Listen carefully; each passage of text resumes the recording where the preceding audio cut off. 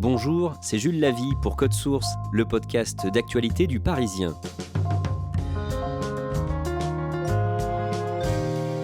Il est surnommé le violeur des parkings. Patrick Trémaud a 57 ans, condamné à 3 reprises pour des viols. Il a passé 30 des 35 dernières années en prison. Libre depuis cet été, sa réinsertion est compliquée. Il a déjà été chassé de 2 communes de la région parisienne. Cet épisode de Code Source est raconté par Florian Loisy de la cellule Enquête Île-de-France du Parisien.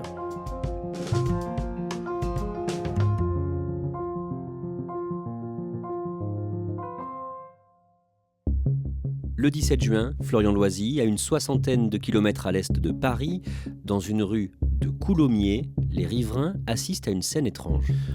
Un détenu qui sort tout juste de prison est dans une voiture, derrière lui une camionnette avec toutes ses affaires. Il est censé s'installer dans une résidence du centre-ville de Coulommiers, cette petite commune rurale de Seine-et-Marne.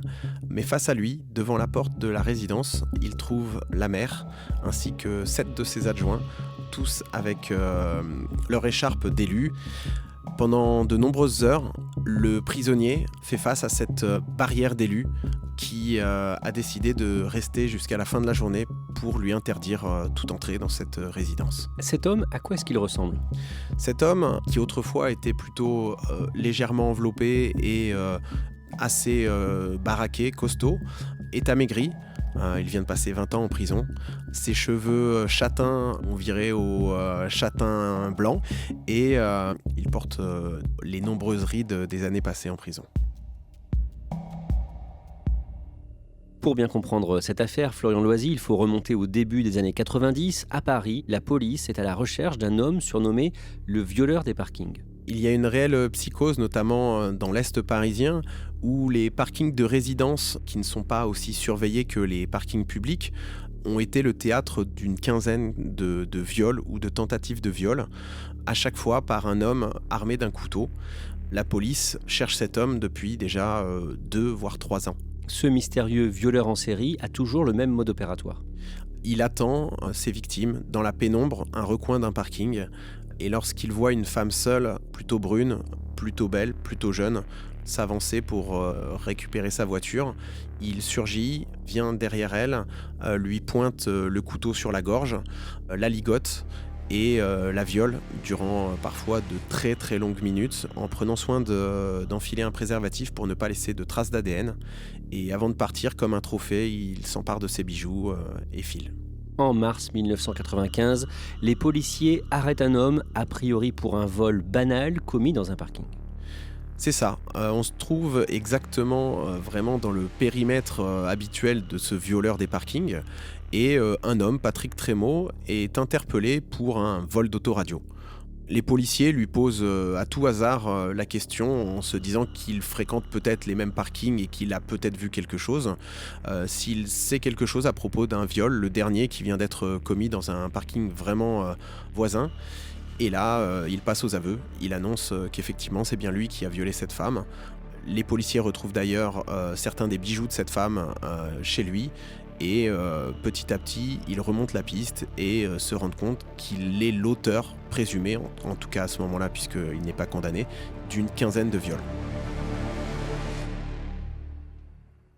Les aveux de ce Patrick Trémaud sont d'autant plus crédibles dans cette affaire de viol qu'il a déjà été condamné pour viol. Exactement, c'est quelqu'un qui n'était sorti que depuis 2-3 ans de prison, où il purgeait une peine de 7 ans. Il a pu lui être rattaché 14 viols et tentatives de viol. Patrick Trémaud est donc de nouveau soupçonné de viol en 1995. Qu'est-ce que l'on sait de lui ? Patrick Trémaud est un mécanicien, quelqu'un qui a joué un peu durant son adolescence et le début de son âge adulte au caïd dans sa cité des Hautes-Mardelles, à Brunoy dans l'Essonne, un autre département du sud francilien. Et c'est quelqu'un qui a toujours eu en fait un comportement un peu violent avec ses copines, qui dès 21 ans avait été condamné donc pour atteinte à la pudeur, avant effectivement d'être condamné une nouvelle fois, mais cette fois pour viol, dans le Val-de-Marne. Et il vit toujours dans sa cité où il a grandi ? C'est un homme qui vit chez sa mère qui est femme de ménage, puis femme de ménage à la retraite. Patrick Trémaud est quelqu'un qui justement vit au crochet de cette mère, qui est une mère qui, quand il était enfant, l'attachait au lit lorsqu'elle partait travailler de nuit et qui ne le détachait du lit qu'au matin. Patrick Trémaud est jugé pour 11 viols et 3 tentatives de viol en 1998 et il est condamné. Il est condamné à ce moment-là à 16 ans de prison. Et durant son procès, il n'exprime pas vraiment de remords. Il joue même avec les victimes en les regardant, en souriant. Des victimes qui, du coup, vivent ce procès comme une deuxième agression.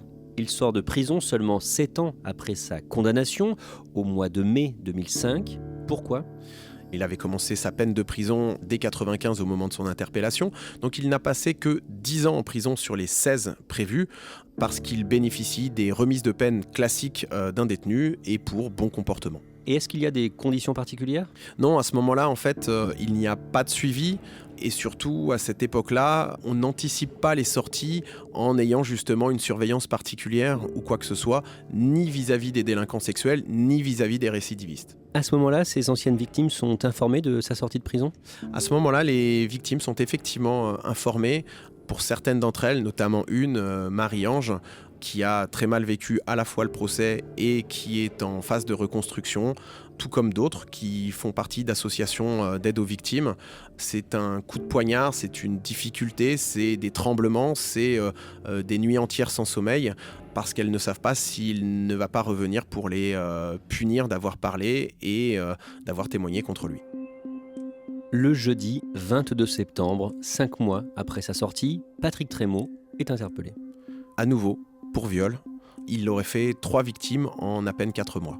Quelques jours plus tard, le 26 septembre, 5 de ses anciennes victimes, dont Marie-Ange, organisent une conférence de presse à Paris. Elles sont 5, mais représentent 18 victimes de Patrick Trémaud.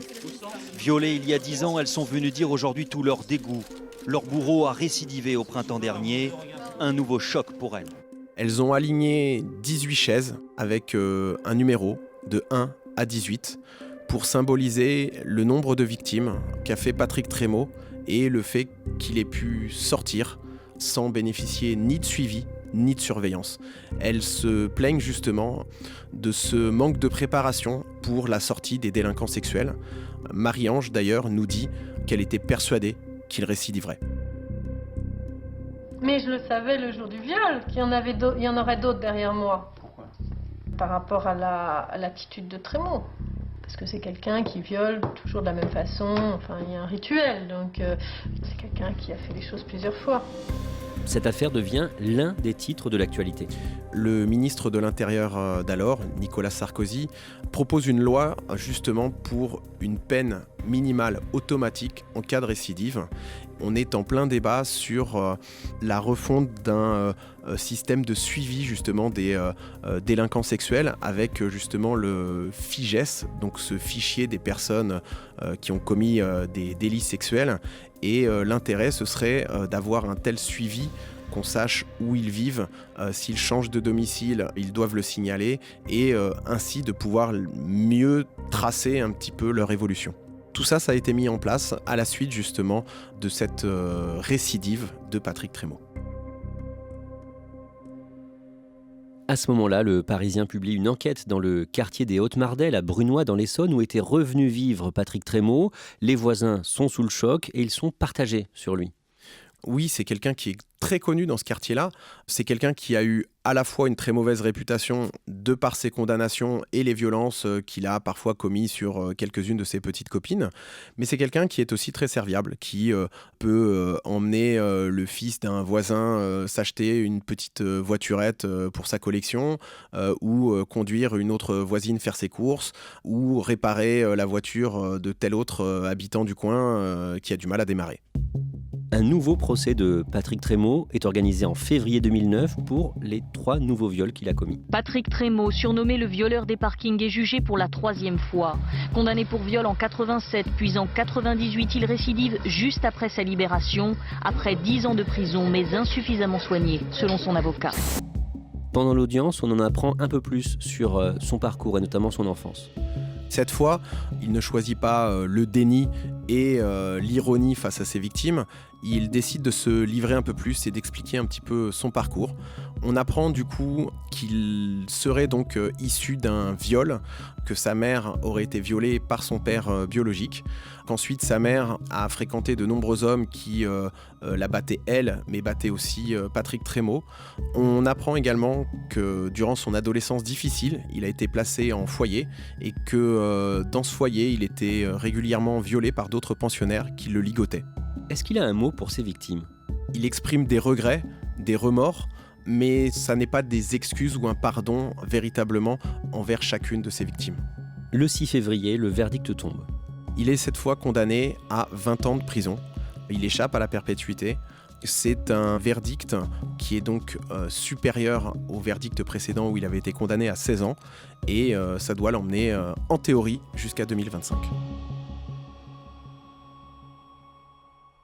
Florian Loisy, on reparle de Patrick Trémaud en 2017. Le 10 août, il essaie de mettre fin à ses jours en avalant des médicaments. Il sera finalement rapidement hors de danger, mais ce jour-là, il devait être jugé. Il devait être jugé pour détention d'une clé USB dans laquelle les surveillants ont trouvé des clichés pornographiques, donc de femmes nues dans des parkings, ce qui laisse clairement interrogatif sur sa volonté de rédemption et sur son suivi psychologique. On en arrive aux événements les plus récents le concernant. Cette année, il va donc quitter la prison de Melun le 17 juin. Vous, Florian Loisy, vous avez pu parler avec une surveillante de cette prison. Qu'est-ce qu'elle vous dit sur lui ? Elle est très claire. Elle nous dit que c'est quelqu'un qui reste manipulateur, qui ment régulièrement, qui est dans la séduction, présente un vrai profil de prédateur. Et connaissant son parcours, elle nous dit clairement que pour elle, il peut récidiver. Et on en revient donc au début de cet épisode de Code Source, le 17 juin à Coulommiers, ce blocage de la voiture de Patrick Trémaud qui devait l'amener dans son nouvel appartement. La maire de Coulommiers, Laurence Picard, pourquoi est-ce qu'elle fait ça ? Elle fait ça parce que, comme elle nous le dit, même si elle comprend tout à fait que quelqu'un ait le droit à une deuxième chance, bon là en l'occurrence à une troisième, voire à une quatrième, elle estime que l'endroit n'est pas propice. Dans la résidence, il y a 2 femmes qui correspondent en tout point au profil des anciennes victimes de Patrick Trémaud. Il y a juste à côté des parkings souterrains parce qu'on est proche de la gare. Donc, elle décide qu'il ne doit absolument pas entrer dans cette résidence. Et c'est pour cela qu'elle fait un barrage avec ses adjoints. Pendant de longues heures, les 2 camps se font face, sans aucune invective, ni violence, ni quoi que ce soit. Mais clairement, la maire a décidé du matin jusqu'au soir de rester pour qu'il ne lui soit pas possible d'intégrer ce logement. Au bout d'un moment, le service de probation et d'insertion ainsi que Patrick Trémaud, dans la voiture, font demi-tour et retournent à la prison. N'ayant pas de point de chute pour sa réinsertion, il est donc reconduit en détention alors même qu'il a fini de purger sa peine. Quelques jours plus tard, Florian Loisy, vous préparez un papier racontant que Patrick Trémaud va finalement s'installer à Saint-Denis, près de Paris, et vous contactez la mairie. J'appelle donc la mairie de Saint-Denis pour leur demander justement s'ils ont été consultés et quel est leur avis justement sur l'arrivée de Patrick Trémaud dans leur commune. Il se trouve qu'ils ne sont pas au courant. Ils ne me le disent pas officiellement, mais je le comprends très vite. Du coup, leur réponse est assez simple.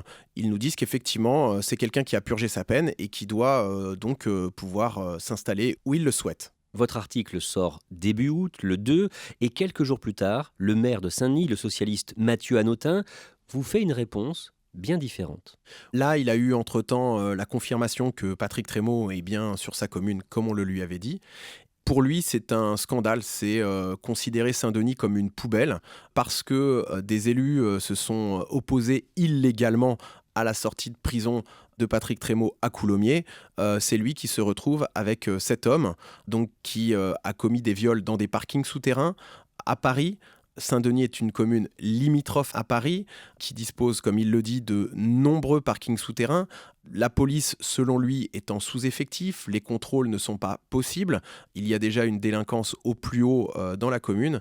Il ne comprend pas qu'on puisse mettre Patrick Trémaud dans sa commune. Comment réagit l'avocat de Patrick Trémaud à ces déclarations ? Alors l'avocat de Patrick Trémaud est ulcéré, il était déjà ulcéré quand on l'avait contacté avant même d'avoir ces nouveaux propos du maire de Saint-Denis. C'est quelqu'un qui ne comprend pas Pourquoi on ne laisse pas justement du calme, de la tranquillité et un retour dans un anonymat tout relatif, mais dans un anonymat qui permettrait à Patrick Trémaux de se réinsérer et donc de ne pas récidiver. Pour lui, c'est quelque part scandaleux qu'on puisse le condamner à nouveau avant même qu'il commette un quelconque fait délictuel ou criminel. Il nous dit d'ailleurs, si on ne voulait pas que Patrick Trémaux sorte, il fallait le condamner à la perpétuité. Patrick Trémaux, qui avait été condamné à 20 ans, a donc purgé 16 ans en détention. Sous quelles conditions est-ce qu'il sort cette fois-ci ?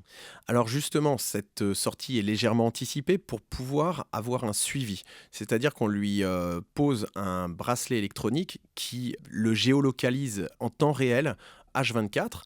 Sa photo est diffusée dans tous les commissariats de Paris et du 93, donc de Seine-Saint-Denis. Il a également l'obligation d'avoir un suivi psychologique et l'interdiction de paraître à Paris. Le fait qu'il habite désormais en Seine-Saint-Denis est public depuis votre article et sur place, une sorte de chasse à l'homme s'organise. Sur les réseaux sociaux, les gens diffusent sa photo. Il n'y a aucune difficulté à trouver des images de lui. Quand on tape son nom sur Internet, on tombe sur des dizaines d'articles, mais également sur des émissions. Il y a eu un « Faites entrer l'accusé sur lui », par exemple. Cet homme a fait changer la loi. Une loi qui semblait ne pas comprendre que certains délinquants sexuels sont des bombes en puissance quand on les laisse sortir de prison sans surveillance et sans suivi. Patrick Trémaux a violé. Petit à petit, certains parviennent à deviner exactement l'endroit où il vit.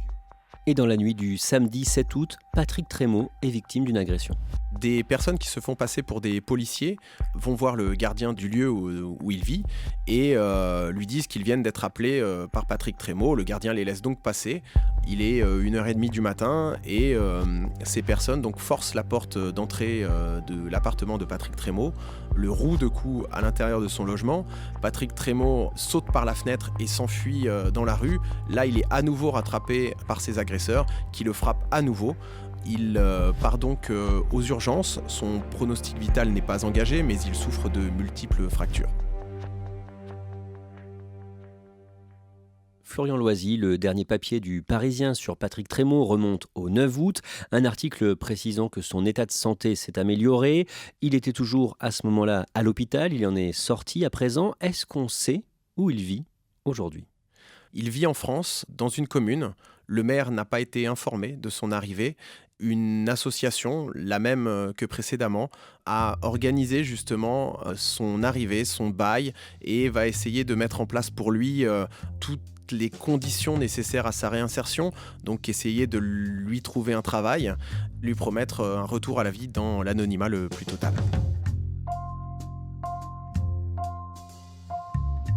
Merci Florian Loisy, je rappelle que vous êtes journaliste à la cellule Enquête Île-de-France du Parisien. Le Parisien, c'est 400 journalistes mobilisés pour vous informer avec des bureaux dans tous les départements d'Île-de-France et l'Oise, à lire sur leparisien.fr. Et Code Source, le podcast quotidien du Parisien, est disponible sur toutes les plateformes audio. Cet épisode a été produit par Timothée Croizan, Thibault Lambert et Sarah Amni. Réalisation, Julien Moncouquiol. Si vous aimez Code Source, n'oubliez pas de vous abonner, de nous laisser des petites étoiles ou un commentaire sur votre application préférée. Et vous pouvez aussi nous écrire directement pour nous faire vos retours. codesource@leparisien.fr.